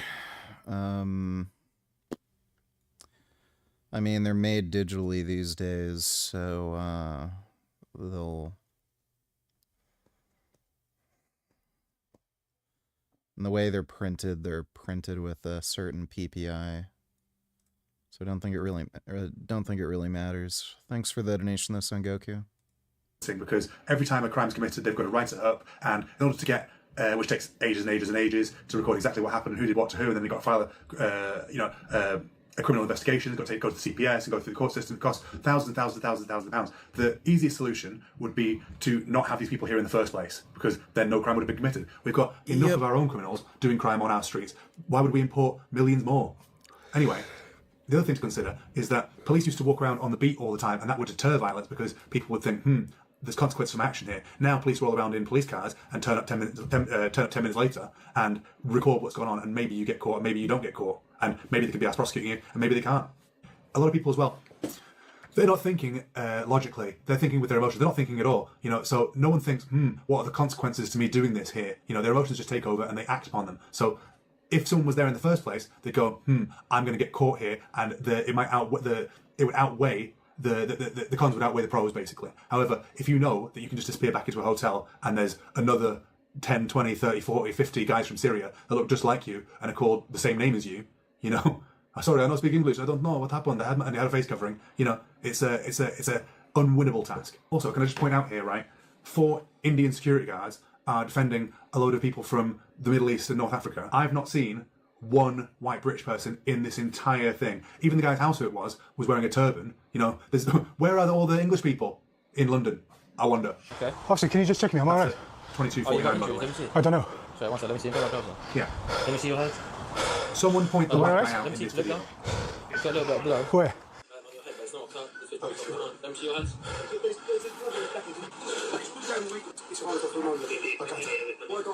See, I'm alright, yeah? Oh. Mate, I just want to check that you're not hurt, okay? A white man has emerged. I don't know. Can you take this harness off for a moment? I can't. Why can't you? Because I'm filming. I know you're filming, but I need to check you, sir, for any wounds, okay? Yeah. And I need to do a proper check on you, okay? I'm okay.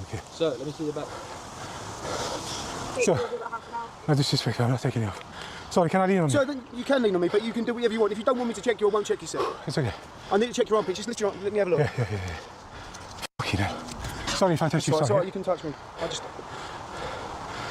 think I'm alright. He's refusing to take his hand off, alright? Ah! Bruises to the back. Just bruises, yeah? Yeah, just bruises. Alright, okay, Mate, cool. I'm going to chest check. What the hell is that? What's there? It's blood. It's a graze.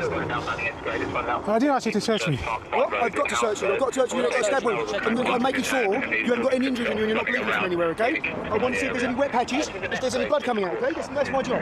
Yeah. Fuck. Right. Do you want an ambulance? If you can't see any cuts, then I'm okay. 3 too late. I think I'm in a shock a little bit. Yeah, you might be in shock. But other than that... You've got a lot of bruising on your head, sir. Where?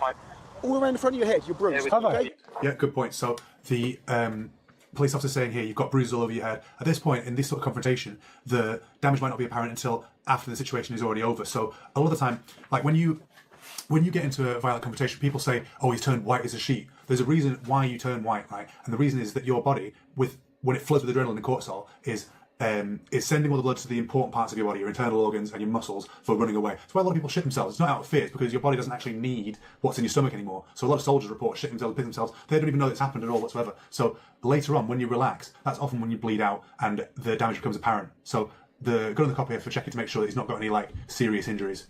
Yeah. You got red marks all over your head. You got some scuffs in your face. Oh yeah, I can see him, yeah. All right. Fucking hell.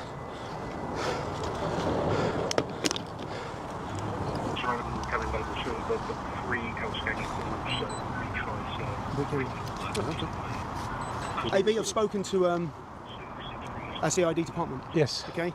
And due to the level of injuries another man has sustained during this assault today, okay, unfortunately I'm going to have to place you under arrest for GBH. You do not have to say anything, but it may harm your defence if you do not mention, when questioned, something you later rely on in court. So. Yep, that's the UK. You get attacked by a gang of migrants and you go to jail. You can tell by the demeanour on the policeman's face here that he knows that what he's doing doesn't really sit right with him, because he knows who the bad guys are, he knows who the good guys are, and he knows that guy deserved to get his jaw broken. But he's got to follow the law, and this is the reason why a lot of police officers don't end up sticking with the job, because they're forced to do things they disagree with, really. In reality, if in a perfect world, he should walk off scot-free and not have to sit at the police station for the next 12 hours explaining himself. But the other guy broke his jaw, the guy who didn't need to be in this country in the first place, who've got no responsibility to. But he did break his jaw, and the police, like I say, turn up 10 minutes after the crime's been committed, so they can't really say what went on, and they didn't see anything. They've only got other people's witness statements to go off. So if another guy's broke his jaw, that's the thing you've got to deal with as well. If you put yourself in this sort of situation, you hit someone and they get badly injured, you could come off worse, not just physically, but also legally. Anything you do say, maybe give any evidence. We need you. I live in London and police are garbage. I work in construction. Got into an argument with a guy, not from here. He came with a hammer and tried to hit me, missed. Police came, 2 girls, they said, what do you want me to do, arrest him? Mockingly. Usuallys. Yeah, they're hiring a lot of women so that the police can do nothing. That's literally the whole point. They're increasing the amount of women that are getting hired onto the police force so that they're even more useless, so that more crime gets committed. Fucking retarded, man. And to make matters worse, they take away all your guns, so you can't even defend yourself. It's just brilliant. Thanks for the donation, Luigi. you to give your account of what's happened today in regards to this GBH, okay? So the time is now 16:12, all right? So just relax for a moment. It's not necessary for me to cuff you, sure, okay? You've been fine with us. This is protocol and procedure to ensure that all evidence is collected correctly. Time 16:12, Heston Hotel. They drew first blood, not me. Yeah, the original guy tried slapping him up and then went for a weapon and then followed him into other guy's garden and tried assaulting him with a stick even more, roughed him up. The body camera didn't really see exactly what went on, so we didn't see just how badly he was hurt, but the police officer said he had bruises and blood all over him. But the guy who got his jaw broke, he could have just left it. There's no need for anyone else to even get involved. There's no need for the original guy to attack him, really. He could have just walked out a shot. You don't have the right to just attack someone because someone's got a camera out and you don't like that they're taking pictures of you. But the other people, they just join in on instinct. They feel themselves to be part of a group and they're a part of their team. And when you're not thinking logically and you're just reacting emotionally, you join in on what other people are doing. And you often end up doing things you wouldn't normally do if you weren't part of that group. Obviously, I want to get evidence by way of prompt and effective interview, taped interview, and we can get that all sorted out. We have to secure evidence, and obviously I don't want any more violence happening today. I'm not saying it would be from you. I'm saying that I want to protect you and protect anybody else.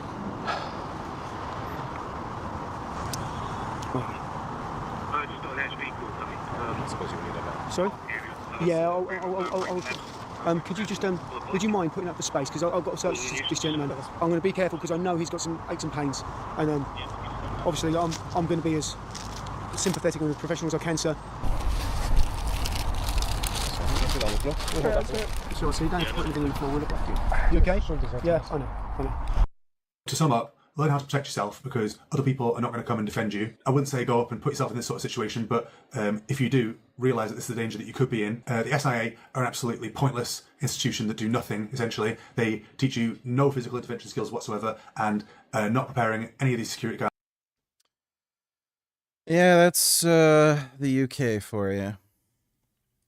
People believe that looks don't matter. It's easy to convince yourself if you're, not an attractive person that this is not a metric that matters when it's arguably one of the most important for your overall well-being.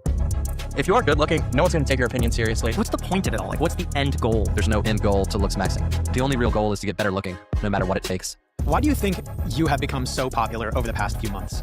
I would say because of my authenticity with everything that I do, even if it might make me adopted a stray about 5 days ago. Very timid. Is it better to slowly push boundaries? Let her come to me. Let her come to you. Cats will just observe you for a while, and they'll figure out that you're safe to be around. So, just give the kitty their space. They'll observe you, and they'll slowly realize that you're safe and a good person, and then they'll warm up to you. Just like my Gum here. Gum's your good kitty.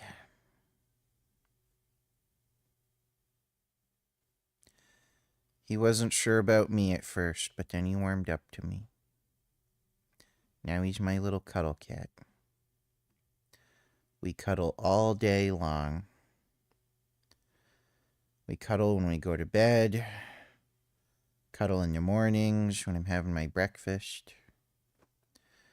Cuddle when I take naps. Cuddle when I'm streaming. It's my little cuddle kitty. perceived a little worse. He's got the worst of both traits, the worst of the men combined with the worst of the women. So we previously had Greg Doucette on the podcast. Oh, geez. He sent over a few...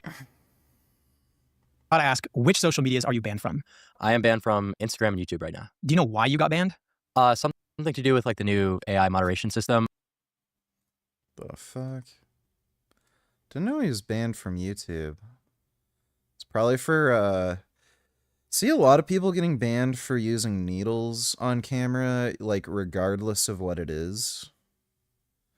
And I know he has used needles on camera before, quite a few times.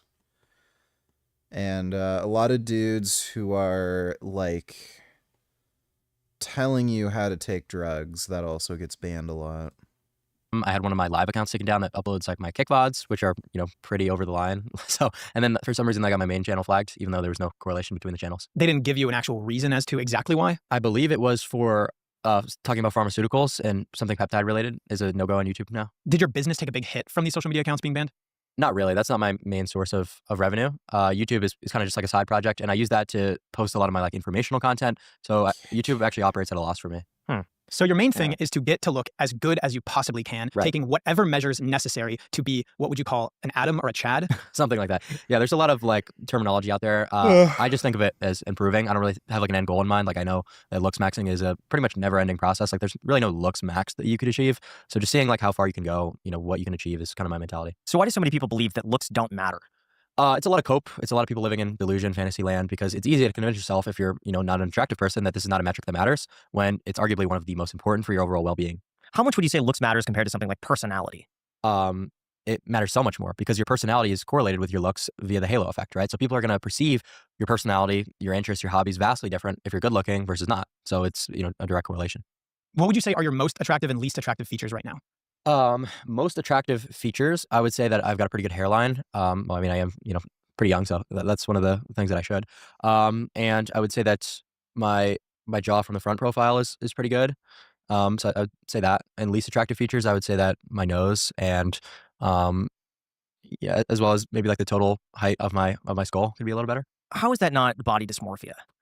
Well, it could be, absolutely. And I think a lot of people usually end up there, but it's just about how you're going to let this affect your overall mental well-being, right? You asked me that question and I, sat there and thought about it. But it's not something I ever think about on a day-to-day basis. I'm not like, oh my God, I don't want to go outside today because my alar base is too wide or something like that. What is that? Just the width of your nose. So, that's not a thought process. That's not a mentality that I hold. It's just I know that I have to improve. I have to get better, But at the same time, thinking about your nose, don't you think that time would be better spent elsewhere? Not really, because once again, it's not something I ever think about just on a day-to-day basis. Nah, I haven't seen the clip of Clav arguing with his girlfriend. Basis. It's like I know that the steps that are required to fix this, what we call a phalo, would be a rhinoplasty, but that's the extent of the thought process, the mental burden. So I don't really see it as problematic. So why did you start this entire process? What did you feel like you were missing in your life? I didn't really think that I was missing anything. And the way that it kind of took on was I was pretty big into bodybuilding. I liked watching Rich Piana when I was growing up. And I had a home gym that I was, working out without really any idea what I was doing. So, and then I kind of learned, through my use of forums when I was growing up about, right? And I was already lifting weights. And I was like, well, if I could have this cheat code, essentially, that's going to get me to my desired physique, get me my results quicker, why would I not do it? It's not like your typical person who ups on at that age where they're like, oh, I want to look like David Lade or Jeff Side. That's not my mentality. It was just an objective. Okay, here's a tool that I could utilize, and I'm going to do so. So you hopped on at 14, right? Correct. And was any part of your brain concerned with consequences of taking that at such a young age? No, not at all. So what was the mentality going into it? It's just strictly like, this will help me reach my goals at a faster rate. Absolutely. Barring whatever consequences. Yeah, and it seems pretty silly to not take, like it seemed more ridiculous to not take at the time than to take them, because of how much quicker I could achieve that physique. But why not do that naturally and then without taking this? Because at 14, you would just assume that you're already going to make a lot of progress, so there's no point to doing. Well, I mean, that mentality, I think, is holding a lot of people back. Like, why not do it naturally? Because it's going to not only take longer, but you're not going to get nearly the results that you otherwise could, So just not doing whatever it takes was completely off the table for me. That's like the Rich Piana mentality, whatever it takes. How did you get them? Just ordering on the internet. You were not concerned about ordering off the internet? No.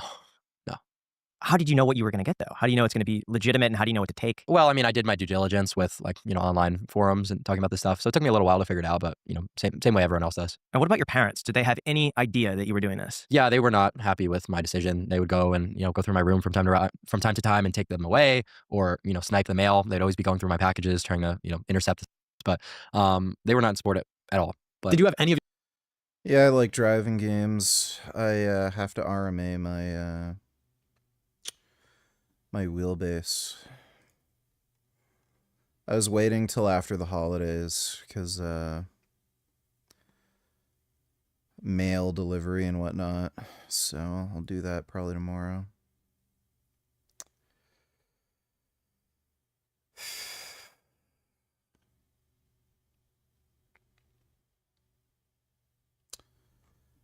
Fuck this. They're just asking like really stupid pedestrian questions. My cranium. I think your homemade device is up your ass right now. That's why you're so giggly. Oh my God, man. Keep the drugs away from Jason. Woo! It's your boy. Profiling, strofiling. Limousine riding, son of a gun. All right, peace out. Another garbage set from the shitboard. Those farm boys and Letizian store size and latizoids. Latizoids? That's about the most exercise you get is posing. You're doing it wrong. Working those shoulders, baby. I really wish I could see what you see. What are you doing?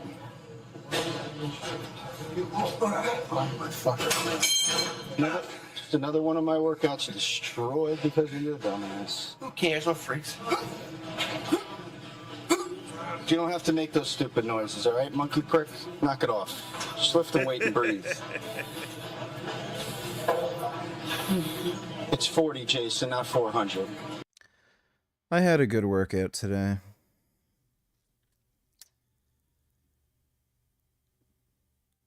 I was actually able to overhead press normally. I think the hypothyroidism was causing the muscle aches that I was having. But they're getting better. And I've been stretching and using the massage gun. And I was able to overhead press the way I normally do. All right, relax. Go a little bit faster. Go as fast as you can. Come on.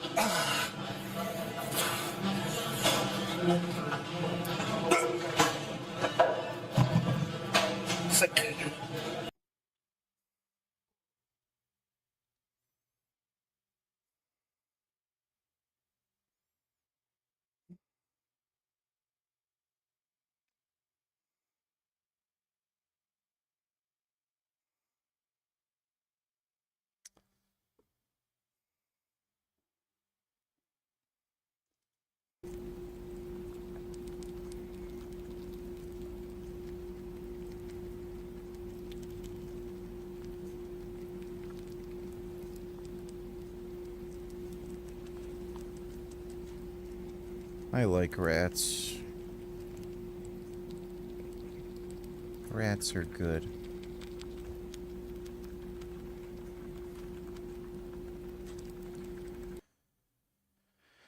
Rats are really nice. Love rats.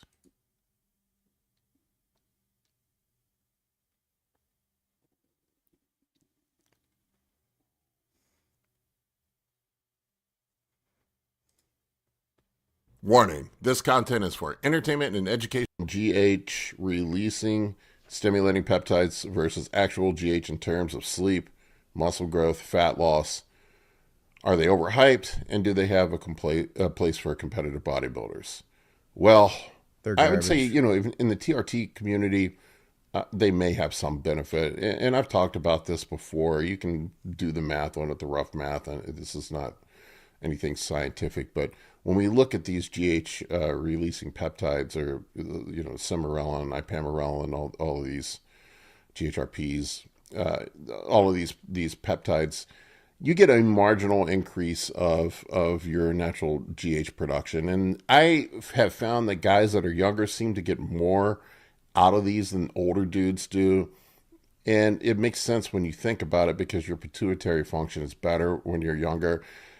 I've seen numbers where, you'll get up to like a 40 to 50% increase in natural GH production. But think about it. If you're a 40-year-old dude and you're only making a half a unit a day, if we're equating it to taking exogenous GH, I'm just throwing arbitrary math out there, but let's just say if it's a 40% increase and you're making the equivalent of a half a unit per day, what do you have, 0.7 units, 0.75 units now?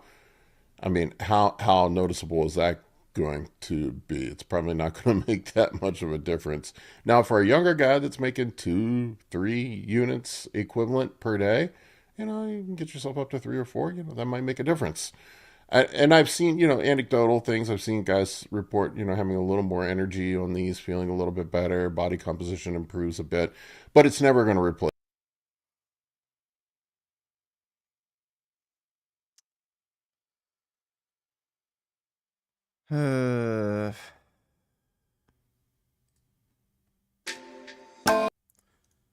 I really like her butt.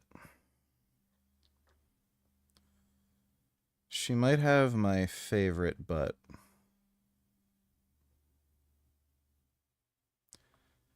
Yeah, I think she actually does have my favorite butt. I like muscular butts.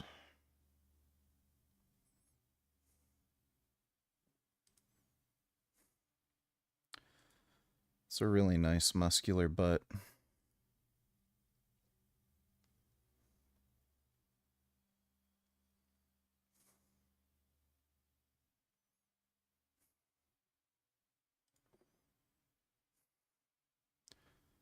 That's a wonderful hiney.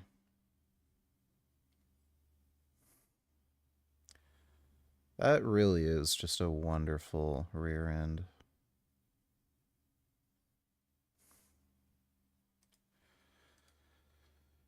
Girls look so great when they take steroids. More people really should take steroids.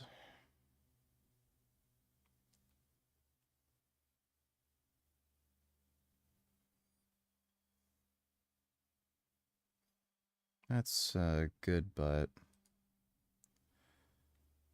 I like butts.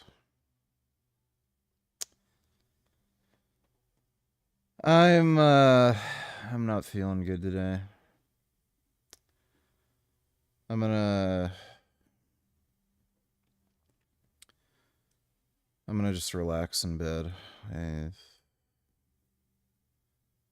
It's not in a good mood. I'm gonna just relax. But yeah, hopefully tomorrow I'll feel better. But I just can't today. My brain is in nope mode. I am in full-on nope mode today. But big thanks to everybody who donated on Streamlabs. Really appreciate it. I'll try to feel better for tomorrow. If I still feel like I'm in a shitty mood tomorrow, I'll just take tomorrow off.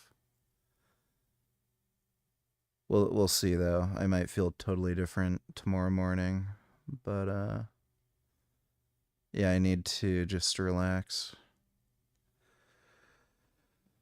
But thanks again, everybody. I'll maybe see you all tomorrow, but I just gotta relax. Hope you understand. But sweet dreams. Hope you enjoyed your holidays. Make sure to stay on that alpha male grind set and looks max so you can mog everybody. And sweet dreams.